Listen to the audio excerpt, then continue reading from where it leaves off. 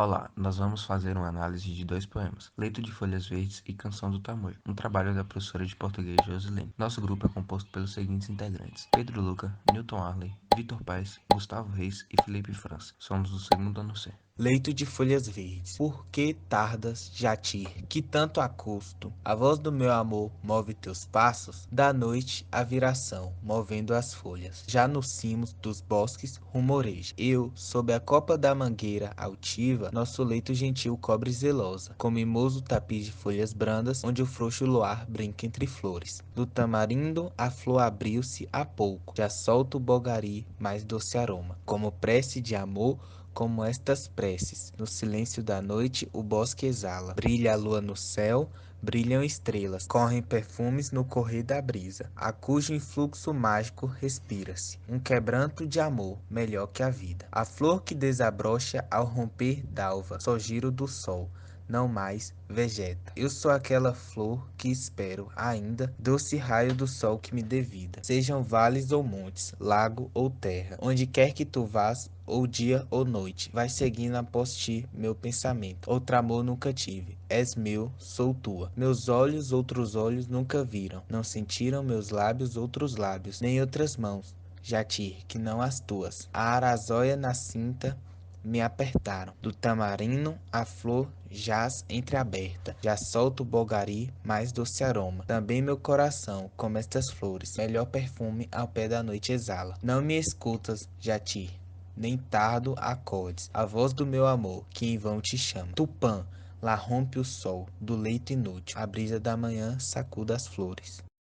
Canção do Tamoio. Não chores, meu filho, não chores que a vida é luta renhida. Viver é lutar, a vida é combate. Que os fracos abate, que os fortes os bravos só pode exaltar. Um dia vivemos, o homem que é forte, não teme da morte, só teme fugir. No arco quem tesa, tem certa uma presa, quer seja tapuia, condor ou tapi. O forte covarde, seus feitos inveja. De o ver na peleja, garboso e feroz. E os tímidos velhos, nos graves conselhos, curvadas as frontes, escutam-lhe a voz. Domina-se, vive, se morre e descansa. Dos seus na lembrança, na voz do porvir. Não cures da vida, ser bravo, ser forte. Não fujas da morte, que a morte há de vir. Depois que és meu filho, meus brios reveste. Tamoio nasceste, valente serás. Ser duro guerreiro, robusto fragueiro. Brasão dos tamoios, na guerra e na paz. Teu grito de guerra retumbe aos ouvidos. De inimigos transidos, por vil comoção.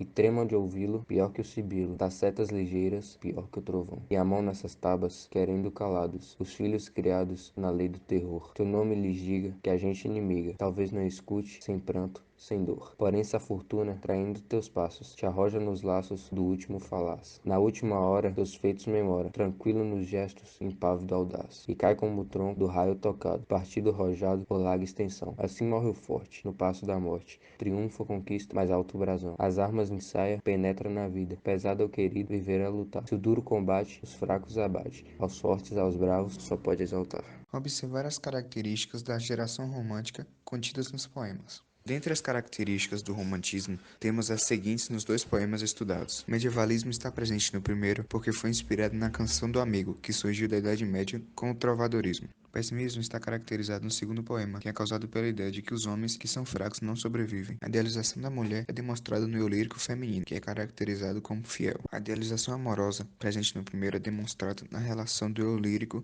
e do seu amado Jatir. O nacionalismo está presente no primeiro e no segundo, pois ambos retratam os povos originários do Brasil. O sentimentalismo, no primeiro poema, é perceptível na relação entre o eu lírico e Jatir. A natureza expressiva está presente no primeiro, com as relações do eu lírico com toda a natureza. O historicismo está presente no primeiro e no segundo poema, pois eles mostram histórias do passado. Analisar os poemas, observando o tema, a imagem da mulher, a visão de amor e morte, relação do eu lírico e a natureza. A imagem da mulher, no primeiro poema, é imaginada como fiel. Um exemplo disso está no trecho. Meus olhos outros olhos nunca viram, não sentiram meus lábios outros lábios, nem outras mãos, Jatir que não as tuas. A visão do amor, no primeiro poema, é ligado com a natureza e inquietante, como percebemos neste trecho. Eu, sob a copa da mangueira altiva, nosso leito gentil cobre zelosa, com mimoso tapiz de folhas brandas, onde o frouxo luar brinca entre flores. A visão da morte no segundo texto é que ela é inevitável, como está presente em Não fujas da morte, que a morte há de vir. É visto também como uma espécie de descanso que é demonstrado. Neste trecho, se morre, descansa, além de não ser temida, como visto no seguinte trecho. O homem que é forte não teme da morte.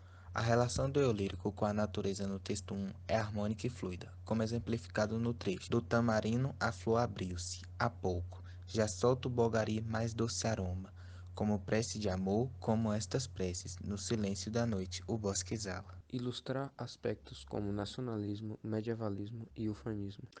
O nacionalismo está ligado aos dois poemas, pois ambos retratam os nativos do Brasil, os índios. Temos medievalismo no primeiro poema, pois ele faz uma referência à Canção do Amigo, que surgiu com o trovadorismo, durante o período da Idade Média. O ufanismo está ligado ao segundo poema, porque o índio se orgulha exageradamente de viver como uma pessoa forte. Caracterizando a figura do índio. De acordo com o poema, podemos descrevê-lo como alguém forte, sem medo da morte, conquistador, bravo, valente, guerreiro, dominador, conforme vemos em alguns trechos como exemplo, o homem que é forte não teme a morte, e também tamanho nascente valente serás, ser duro, guerreiro, robusto e fragueiro, caracterizando a cor local, uma natureza intocável, florestas protuberantes com muitas árvores, caracterizando a exaltação, a natureza pátria, a batalha para dominar, conquistar em nome de sua tribo, conforme em trechos como Siduro guerreiro, robusto e fragueiro, prezando os tamanhos na guerra e na paz, e também, em sua sequência, teu grito de guerra retumbe aos ouvidos de inimigos transidos por vil comoção. Identificar e analisar os recursos da linguagem empregados no poema. Na segunda estrofe está presente a personificação, onde o frouxo luar brinca entre flores. No texto 1 está presente a inversão em da noite a viração, movendo as folhas. No texto 1 está presente a metáfora. Eu sou aquela flor que espera ainda, doce raio de sol que me dê vida. No texto 2 está presente a metáfora. Viver é lutar, a vida é combate.